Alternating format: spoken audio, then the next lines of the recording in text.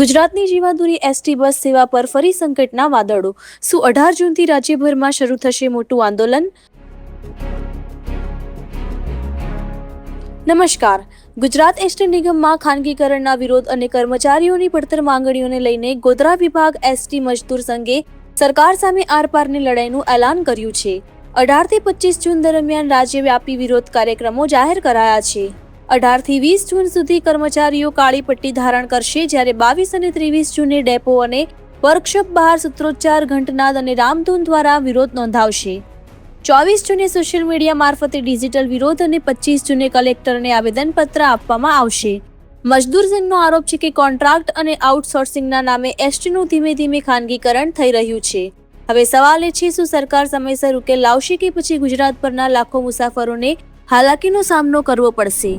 Reporter પ્રીતિશ દરજી, cameraman સાથે પંચમહાલ। આજ રોજ ગોધરા વિભાગ એસટી મજદૂર સંઘ દ્વારા આગામી કાર્યક્રમ આંદોલનના કર્મચારીઓનું જે અમુક શોષણ થઈ રહ્યું છે અને પ્રાઇવેટ સેક્ટરની ભરતી કરવાના વિરોધમાં આગામી 18 તારીખથી 20 તારીખ સુધી કાળી પટ્ટી ધારણ કરવાની છે। તે કાર્યક્રમો અમે આજ રોજ વિભાગીય નિયામક શ્રીને આપેલ છે।